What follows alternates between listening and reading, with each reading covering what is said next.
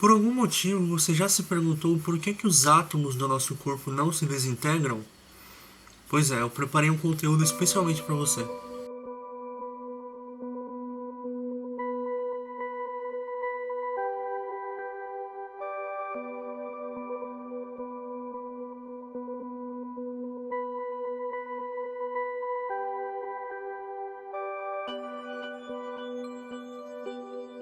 Antes de darmos início a esta jornada, para explicar o motivo pelo qual os átomos do nosso corpo não se desintegram, precisamos entender um pouco sobre uma área da física chamada de eletricidade, a qual busca explicar fenômenos que envolvem cargas elétricas, sejam em repouso ou em movimento. A constatação da existência de eletricidade se inicia na antiga Grécia em 600 a.C., onde o conhecido filósofo Tales de Mileto percebe que, ao esfregar um âmbar na pele de alguns animais, este poderia atrair objetos menores, como penas e tecidos. Foi a partir desta observação que se inicia o estudo sobre as propriedades elétricas que a matéria adquire ao ser atritada uma na outra.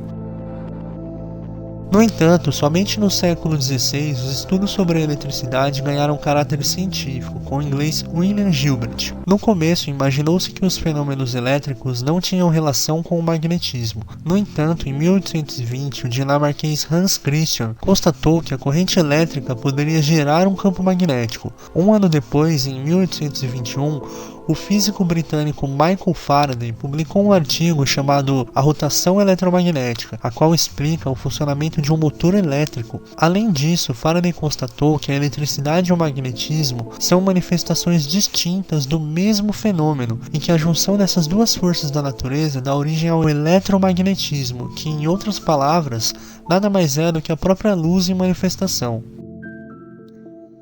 Em paralelo, cientistas do campo da química lutavam para compreender as propriedades dos átomos, mas só em 1897 obteve-se uma descoberta relevante sobre os átomos, verificada por John Thomson, o qual se questionou sobre o modelo atômico proposto por John Dalton em 1808.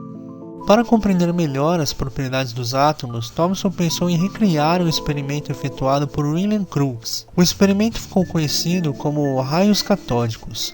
Bom, o experimento consiste em um recipiente de vidro ligado diretamente no vácuo e numa fonte de alta tensão. Dentro do recipiente é adicionado gás rarefeito. De um lado é posicionada uma placa metálica eletricamente negativa, chamada de cátodo, e do outro lado uma outra placa, mas esta eletricamente positiva, chamada de ânodo. Ao ligar o aparelho, observou-se que um raio era emitido pela placa de cátodo e este passava pela placa de ânodo, iluminando a tela fluorescente.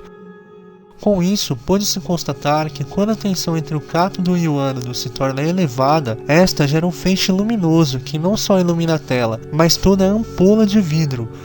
Verificou também que o raio se movia em linha reta, mas o que mais lhe chamou a atenção foi quando posicionou do lado de fora da ampola, na parte de cima, uma placa carregada positivamente e do lado de baixo uma outra, eletricamente negativa, e percebeu que o curso do raio era nitidamente alterado por uma das placas.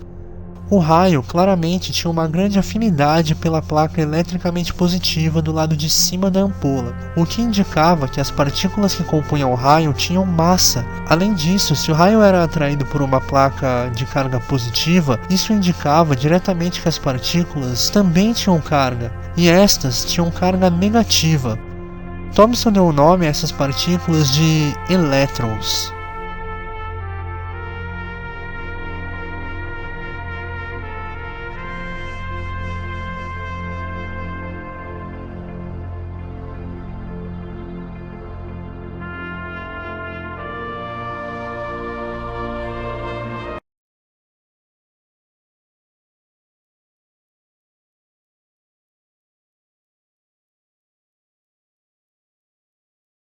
Por isso, portanto, que os átomos do nosso corpo não se desintegram. No entanto, para que isso fique melhor compreendido, eu preparei uma breve explicação. Acompanha. Para dar continuidade, proponho um exemplo.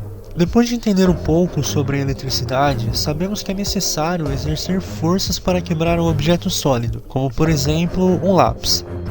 Portanto, pode-se concluir que existem forças de atração que unem as partes do lápis que estão de um lado e do outro da linha tracejada.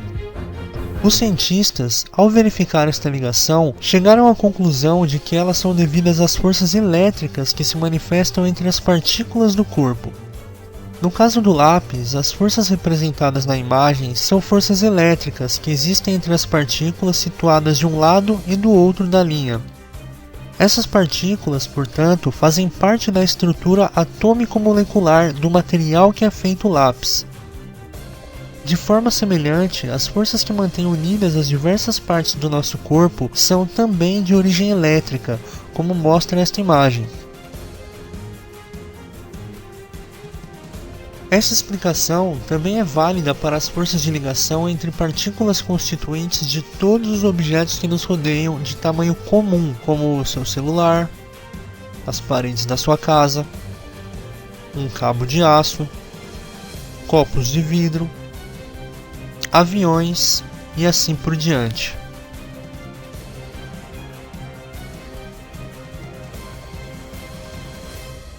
Bom, eu espero que vocês tenham entendido até aqui. É possível verificar através do vídeo que a força elétrica da matéria é responsável por manter coeso as partículas que compõem o nosso corpo. Mas será que essa explicação se estende para todo o universo? Pelo que a gente observa nos corpos de tamanho comum, estes adotam formas diferentes. O meu corpo é diferente do seu corpo é diferente de um lápis é diferente de um carro, e assim os corpos de tamanho comum adotam diferentes formas. No entanto, quando a gente olha para o universo, ou pelo menos para alguns corpos astronômicos, como estrelas e planetas, estes aparentemente adotam o formato esférico. Será que então a mesma explicação é válida para corpos astronômicos? Que tal verificar? Para responder essa segunda pergunta, é preciso conhecer uma das 4 forças elementares do universo. Esta, te garanto, é bem familiar. Nós a chamamos de gravidade. A gravidade tem sido tema de discussão desde a antiguidade, com os egípcios, os filósofos gregos, passando pelos astrônomos e matemáticos da Renascença, Nicolau Copérnico, Johannes Kepler, Galileu e Newton. O filósofo grego Aristóteles, por exemplo, propõe de forma intuitiva que os corpos de maior massa, quando submetidos à queda livre, tocam o solo antes dos corpos de menor massa. Por mais intuitivo que possa parecer, tal afirmação não condiz com o resultado dos testes realizados por Galileu Galilei quase 2000 anos depois. Galileu executou experimentos para verificar quais seriam os resultados em relação à aceleração dos corpos em queda livre. O teste demonstrou que os corpos, independente de suas massas, como por exemplo uma rocha em um pedaço de graveto, tocam o solo ao mesmo tempo quando soltos de uma mesma altura. Isso ocorre porque a aceleração gravitacional é a mesma para todos os corpos, independente de suas massas. É importante dizer que na época de Galileu ainda não havia o conceito de gravidade, pois quem deu o nome gravidade foi Isaac Newton, que veio posteriormente. Assim, era utilizado o termo aceleração dos corpos em queda livre, ao invés de aceleração da gravidade. Os resultados da experiência de Galileu derrubaram a ideia de Aristóteles de que os corpos de maior massa em relação aos de menor massa, quando submetidos à queda livre, chegam primeiro ao solo. Em meados de 1686, Newton, ao estudar o movimento da Lua, pensou que talvez a força que faz com que ela esteja constantemente em órbita da Terra seria do mesmo tipo da força que a Terra exerce sobre um corpo em suas proximidades. Para obter melhores conclusões, ele imaginou a seguinte situação: se fosse possível subir no topo da montanha mais alta do planeta e lá de cima pudéssemos atirar com um canhão de força comum, o que aconteceria? Inicialmente, a bola de canhão irá percorrer uma trajetória retilínea no espaço e cada vez mais ela iria perder energia, entrar no movimento de parábola e, por fim, cair no solo. Ao repetirmos o teste, desta vez aplicando um pouco mais de energia, a segunda bala de canhão percorrerá uma trajetória retilínea no espaço, mas da mesma forma que a anterior irá perder energia, entrar no movimento de parábola e cair mais à frente em relação à primeira bala de canhão. No mais, se persistirmos no experimento aplicando muita energia, a bala de canhão atingirá velocidade suficiente para fazer a volta completa no planeta, movimento este que chamou de órbita. Isso ocorre porque o nosso planeta tem um formato esférico. Foi com esta analogia que Newton compreendeu que a Lua, da mesma forma que a bala de canhão, quando submetida a uma velocidade suficiente, orbitará o planeta. Em outras palavras, a Lua está caindo para a Terra, mas nunca pode tocá-la, pois está submetida a uma velocidade suficientemente alta, mantendo-a em órbita do planeta eternamente. Nos dias atuais, sabemos que a Lua se afasta de nós alguns poucos centímetros por ano, mas sobre isso falaremos mais tarde.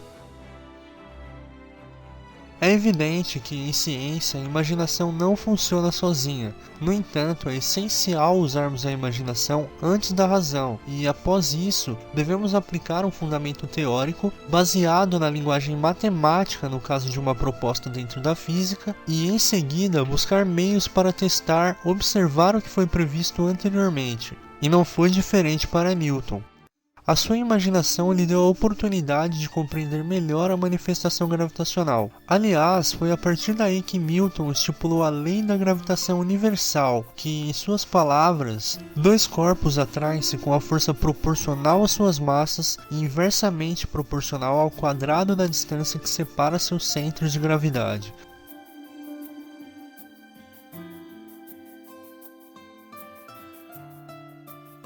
Newton teve um papel central em nos demonstrar como a força da gravidade se manifesta. Suas proposições matemáticas condizem exatamente com a realidade observável e, por este motivo, suas constatações no campo da física fazem parte até hoje da grade estudantil em todo o mundo, conhecida como mecânica clássica de Newton. Avançando um pouco na história, em meados de 1916, Albert Einstein finalmente irá nos revelar o que é essa misteriosa força do universo, pois, até aqui, Newton teve o papel em nos explicar como ela funciona, mas não o que ela é. Ora, tudo aquilo que podemos observar numa escala macroscópica no universo, como estrelas, galáxias, buracos negros, quasares, nebulosas, bem como a expansão acelerada do universo através da constatação do afastamento das galáxias e até mesmo a compreensão da sua arquitetura, podem ser sistematizados, compreendidos e previsto pela teoria da relatividade geral de Einstein. Em outras palavras, todos os fenômenos físicos que nos é familiar e os corpos celestes que compõem o universo, sobretudo situados a distâncias astronômicas, estão dentro do universo determinista da relatividade geral. A incrível imaginação de Einstein o fez compreender que talvez a proposta de Newton de que o espaço e o tempo seriam absolutos estivesse equivocada. Embora até aqui tivemos uma descrição perfeita em relação à manifestação da gravidade, para explicar o que é esta força, Einstein teve que fazer alguns reparos no conceito de tempo e espaço de Newton, considerando um dos postulados da sua teoria da relatividade restrita de 1905, onde conclui que a velocidade da luz é constante, viaja a 300 mil km por segundo no vácuo e que nenhum corpo com massa poderia ultrapassar essa velocidade e, portanto, o espaço e o tempo deveriam se ajustar para manter a velocidade da luz sempre constante. Compreendeu que espaço e o tempo seriam manifestações distintas de um mesmo fenômeno, e a partir daí, espaço e tempo passaram a ser tratados como a mesma coisa, chamado de espaço-tempo. Aumente a velocidade no espaço e o tempo passará mais devagar. Mantenha-se parado e perceberá que o tempo passará mais depressa. Claro que essas propostas são um pouco perceptíveis para nós, pois só são válidas para altas velocidades, próximas à da luz, num grande espaço. Mas é possível compreender a sua proposta quando utilizamos uma analogia chamada de paradoxo dos gêmeos, onde nos diz que um dos dois irmãos gêmeos embarcam numa viagem interestelar em uma nave que pode alcançar a velocidade da luz, enquanto que o outro permanece na Terra. Suponhamos que o irmão que embarcou nesta viagem ficou durante 10 anos viajando na velocidade da luz, e quando retornou para encontrar seu irmão aqui na Terra, este estava 10 anos mais velho, enquanto que o irmão, que se aventurou numa viagem interestelar, permaneceu com a mesma aparência de quando viu seu irmão pela última vez. Estranho? Pois é, mas implicações como essas já foram verificadas na prática, mas este assunto ficará para uma próxima. Embora tenha parecido uma longa viagem até aqui para explicar o que é a gravidade, acredite, não haveria outra forma de fazer isso, e admito que tudo que falei foi de forma resumida. Ao constatar que o espaço-tempo é o cenário que permeia todo o universo, Einstein percebeu, de acordo com suas equações da relatividade geral, que este deve se curvar perante a existência de matéria, com massas astronômicas como estrelas, planetas, galáxias e assim por diante. Que não só a matéria deve curvar o espaço à sua volta, mas o espaço também age sobre o movimento da matéria. Aliás, que a própria curvatura do espaço-tempo é o que conhecemos como gravidade. Na verdade, nós aqui no planeta não somos atraídos pela Terra. A resposta é que a Terra é tão massiva que ela deforma o espaço à sua volta e o espaço nos empurra para o solo, causando os efeitos descritos por Newton na sua teoria da gravitação. Da mesma forma, o Sol não atrai a Terra. O Sol é tão massivo que deforma o espaço à sua volta, gerando uma espécie de cavidade no espaço-tempo, e a Terra e os demais planetas movem-se no espaço de acordo com essa deformação, gerada pela massa do Sol, que compõe sozinho mais de 90% da massa do Sistema Solar.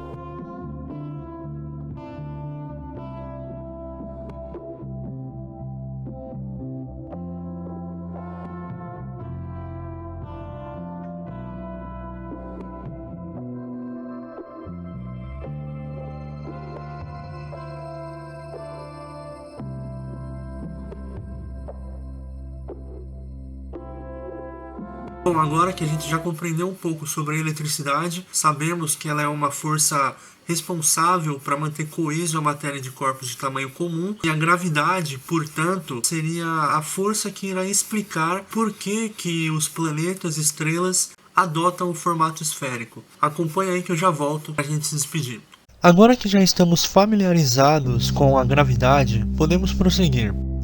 Como já vimos, as forças elétricas das partículas constituintes de todos os corpos de tamanho comum são responsáveis por impedir que os átomos do seu corpo saiam voando por aí. No entanto, se considerarmos corpos com massa cada vez maior, as forças gravitacionais entre as diversas partes do corpo vão se superpondo, tornando-se cada vez mais intensas. A partir de um certo valor de massa, a força gravitacional torna-se tão importante para manter a ligação entre os átomos quanto as forças elétricas. Esta situação ocorre para corpos de dimensões próximas a de um pequeno asteroide, cerca de 100 km de diâmetro. Para corpos de dimensões ainda maiores, como planetas e estrelas, há a predominância absoluta da força gravitacional, que mantém sua coesão e, portanto, nesta escala de tamanho, as forças elétricas são desprezíveis para manter a coesão dos átomos. É em virtude da predominância ora da força elétrica, ora da força gravitacional, que um corpo sólido de tamanho comum é livre para adotar a forma que for, enquanto um grande corpo celeste tende a tomar sempre um formato esférico. Bom, então é isso. Eu espero que vocês tenham entendido, espero que vocês tenham gostado do conteúdo. Deu bastante trabalho estudar sobre tudo isso para poder passar esse conteúdo para vocês. Eu queria agradecer aqui ao Renan Castro, que foi responsável por algumas artes do canal. Ele provavelmente vai me ajudar, vai entrar comigo nessa para a gente poder melhorar o conteúdo do canal. Eu queria deixar meu agradecimento a ele e pedir para vocês curtirem o canal, se inscreverem e compartilhar com seus amigos as suas redes sociais. A partir daqui é só conteúdo como esse. Eu espero que vocês tenham gostado. Um abraço e até a próxima.